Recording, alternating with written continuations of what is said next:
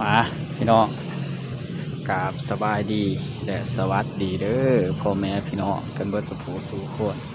บ่ว่าสิอยู่ฝั่งไทยฝั่งลาวหรือต่างประเทศก็ยินดีต้อนรับเข้าสู่สองคำบาทชาแนลเนาะมาพบมาเจอกับคำบาทมื้อนี้เนาะคำบาทกับพาพี่พาน้องมาเดินหางเนาะซ้ำก็หางเนาะมันเปิดใหม่อยู่หลังเซ็นทรัลพระราม2เลยนี่พี่น้องนี่ดิ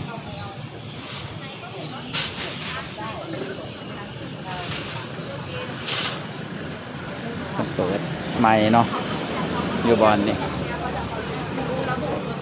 เข้ามาจากเมื่อก่อนเนาะก็จะเป็นบอลท่องเที่ยวเนาะเป็นบอลที่เป็นสาอยู่สาหนามเลยนี่บอลท่องเที่ยวเนาะพี่น้องเนาะแต่ตอนนี้มันมาเปิดใหม่เนาะนี่ให้พ่อแม่พี่น้องเขาเบิ่งน้ำกันเนาะถ้าผู้ใดบ่ท่านมากับมาอะไรเด้อพี่น้องเด้อหลังเส้นทางพระราม2เนาะพี่น้องเนาะข้ามบาทก็มารอบที่2เลยเนาะรอบก่อนก็ไปทางในเรียบร้อยแล้วเนาะพี่น้องเนาะครับผม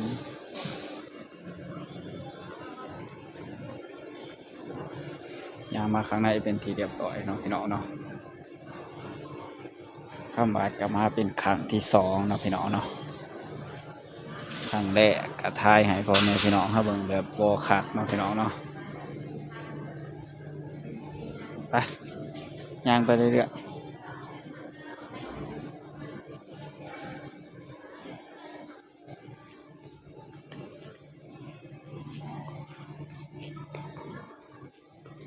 ข้ามบาทก็สิถ่ายบรรยากาศไปเรื่อยๆให้พ่อแม่พี่น้องเขาเบิ่งเนาะโอ้ทีวีนี่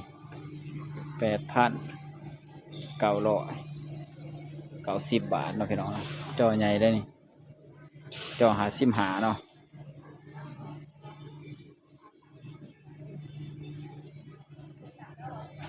ย่างไปเรื่อยๆพี่น้องเด้อคลิปนี้เนาะมันก็ยาวๆเนาะพี่น้องเนาะ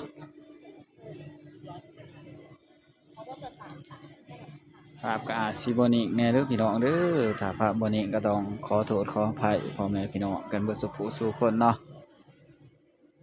คำบาดกาสิทายรอไปเรื่อยๆให้พ่อแม่พี่น้องเขาเบิ่งเหมือนเดิมเนาะพี่น้องเนาะของกินของใส่ของกินเนาะพี่น้องเนาะเป็นขนมบ่เป็นมาม่าบ่มาสองนี่เนาะสามารถฟังนี่ก็สิเป็นนมเนาะพี่น้องเนาะเป็นนม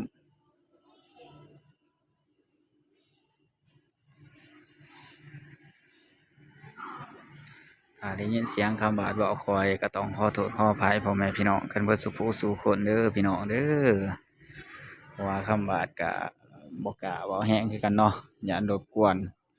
พนักงานหรือว่ารบกวนลูกค้าเพิ่นมาหล่อซื้อของเนาะพี่น้องเนาะคำบาดก็สิทายไปเรื่อยๆให้พ่อแม่พี่น้องเฮาเบิ่งเนาะมา2คนได้นี่พี่น้อง2นบบ่นบในใบตะมิวเนาะพี่น้องเนาะนี่ดิ2นี่ก็2ขนมเนาะใหญ่เป็นใหญ่ขนาดเนาะพี่น้องเนาะถ้าว่าพ่อแม่พี่น้องเขาเคยมาได้ก็เม้นมาบอกคำบาดให้เด้อพี่น้องเด้อคำบาดก็มาหล่อ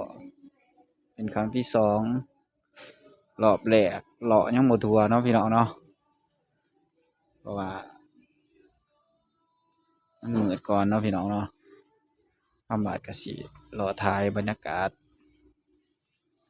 ไปเรื่อยๆให้พ่อแม่พี่น้องเขาเบิ่งเนาะ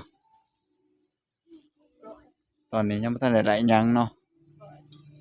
ถ่ายบรรยากาศให้พ่อแม่พี่น้องเขาเบิ่งไปเรื่อยๆถ้าเห็นจังสิซื้อจังสิเอาซ่องเราอะ เราไปเราต่างประเทศบ่ได้พี่น้องให้บอกราคา990 800ซื้อเหลือเกินฮะ ขวดหนึ่งอันที่นี่บางทีขวดใหญ่เป็นใหญ่ขวด200น่าจะเป็นเหล้าแบบผลไม้บ่นี่เด้แม่นอะดีผลไม้ข้าวบาดก็บ่เคยกินเนาะพี่น้องเนาะถ้าว่าพ่อแม่พี่น้องเขาเคยกินก็เม่นเข้ามาบอกคำบาดเด้อพี่น้องเด้อ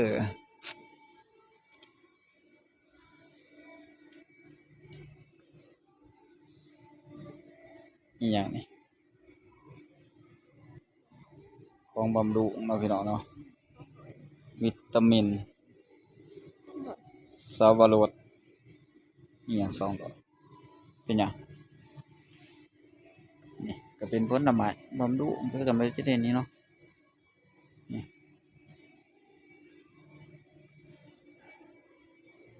ใหญ่อะไรพี่น้องใหญ่เป็นใหญ่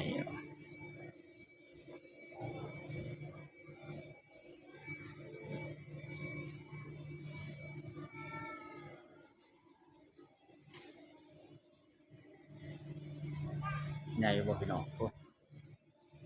โหเป็นสุดโอ้เนาะโอ้แต่เราล็อก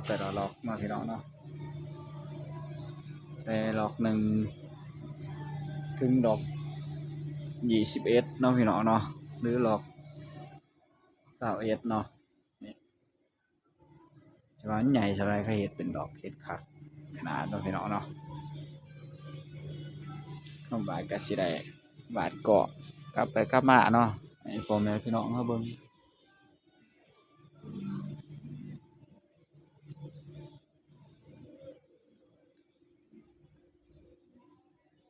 กะลาดชิดซูเนาะพี่น้องเนาะใหญ่เป็นใหญ่เลยมาเนี่ยก็แพนเพิร์ดเล็กน้อยเอาพี่น้องเนาะโอ้500นี่บ่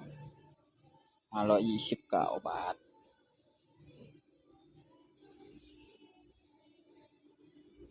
XL เนาะแล้วก็ L 48บวก40เนาะพี่น้องเนาะ300ป่าอันนี้ก็48 XL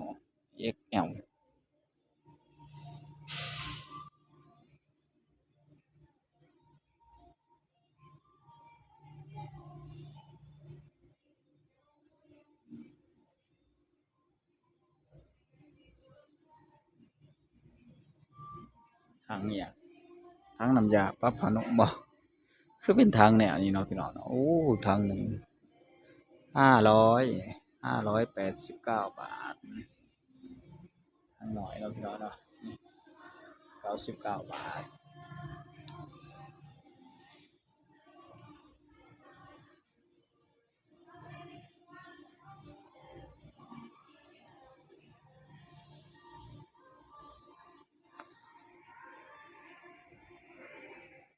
พี่น้องตัดภาพกันมาอีกทีเนาะพี่น้องเนาะมาที่โซนสื่อเดือเนาะพี่น้องเนาะนี่ตัดภาพมาอีกทีเนาะพี่น้องเนาะโซนเนื้อก็สิมีหลายอย่างเนาะมีหมูมีงัวมีกล้วยเนาะพี่น้องเนาะพ่อแม่พี่น้องเขาก็มารอซื้ออาหารปรุงไว้หลายอย่างเนาะพี่น้องเนาะราคาก็โอเคอยู่เด้นี่เนาะมารอซื้อของเนาะพี่น้องเนาะก็สิมีหมู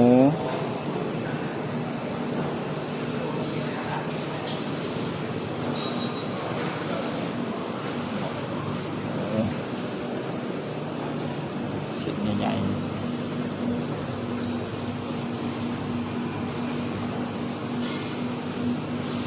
สะโพกเนาะอันนี้เป็นสะโพกเด็ดสะโพก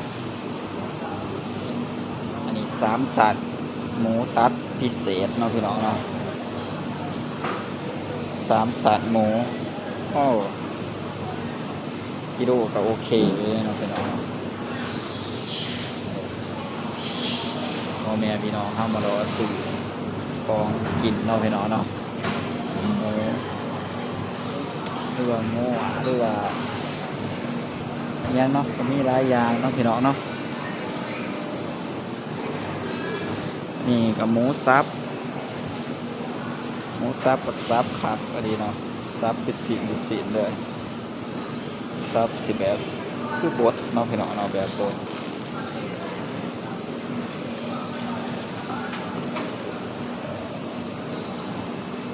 ดขาดบดแหน่อะไรพี่น้อง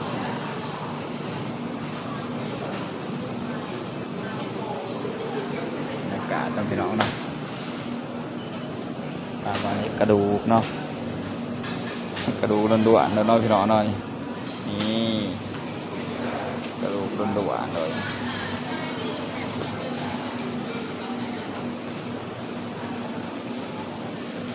จะมีแบบเป็นโค้งเป็นยังเนาะกระดูกหมูเนาะพี่น้องเนาะบรรยากาศก็ประมาณนี้เนาะพี่น้องเนาะ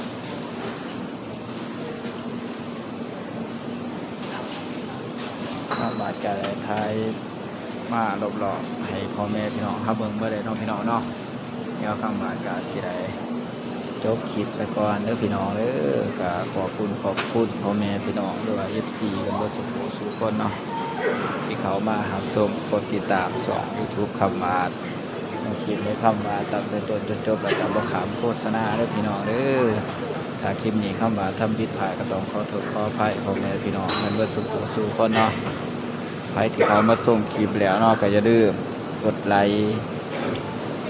กดแชร์คอมเมนต์กันเขามาแล้วก็อย่าลืมเนาะใครบ่ทันได้กดติดตามก็กดติดตามไว้เนาะเพื่อคำบาได้อัปเดตคลิปลงใหม่ๆให้พ่อแม่พี่น้องเขาได้รับได้ชมด้วยพี่น้องเด้อคำบาก็สิได้จบคลิปไปก่อนแล้วก็สิกราบคำบาสบายดีและสวัสดีเด้อพ่อแม่พี่น้องกันเบิดสุขคนเนาะ